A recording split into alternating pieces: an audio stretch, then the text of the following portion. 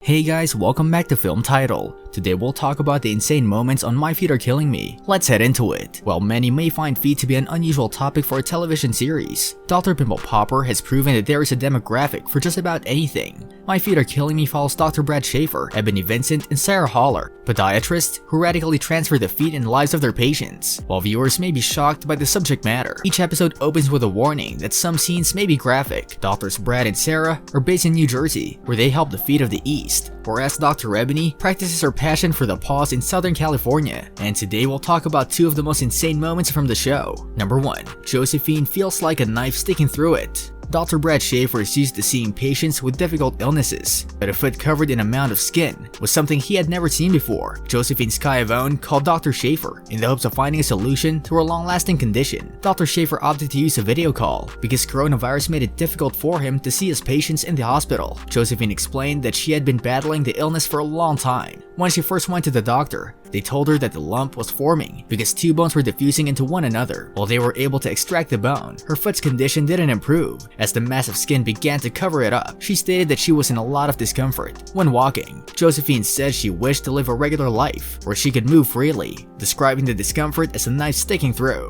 According to Dr. Schaeffer, the bug could have been pressing on the nerves in her foot, causing her agony. She went on to say that the discomfort sometimes seemed like something was wrapped around her feet. Josephine also reported that her foot would go numb at times, causing her to lose feeling in her toes. Numbness can be caused by a disruption in the blood supply. Even though Josephine underwent previous procedures to remove the lump, it always returned bigger. Dr. Schaeffer was persuaded that Josephine had Proteus syndrome. After examining her condition, Proteus syndrome is a genetic disorder that causes overgrowth of bones, skin, and soft tissue. He went on to say that because the pain from her foot might travel to her knees and hips, she was more likely to experience knee and hip pain. Amputation, according to Dr. Schaeffer, is the best solution for it. He explained that a special prosthetic leg could be made for her, allowing her to walk freely. Josephine, on the other hand, didn't like the notion of having her leg amputated. She appeared nervous and questioned whether it was necessary. Dr. Schaeffer reassured her that the decision to amputate would be made jointly and that they could make a decision once they met face to face. Number 2.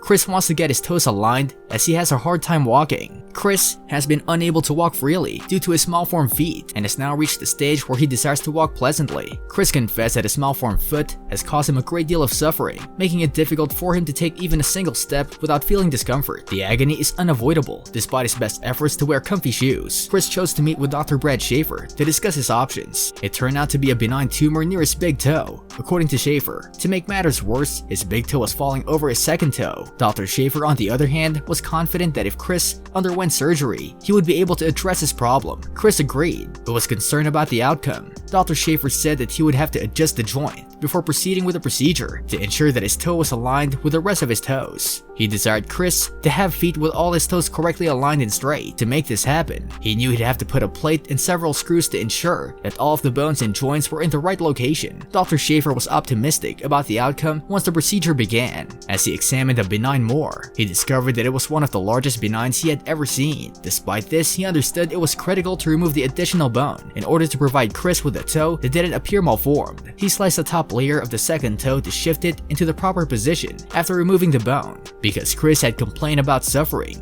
it was critical to do so. Dr. Schaeffer believed that by doing so, he would be able to walk freely without pain. Dr. Schaeffer was delighted with the outcomes after realigning Chris's toes to their proper position, and he was confident that Chris would no longer be uncomfortable. After a few weeks passed, Chris returned for a visit, and Dr. Schaeffer was pleased with the condition of his feet. This brings us to the end of our video. I hope you enjoyed it. Hit like if you did, and don't forget to subscribe to our channel so that you don't miss any of our videos in the future. Also, watch the 2 videos that are on your screen because I'm sure you'll love them. With that, I'll see you in the next video.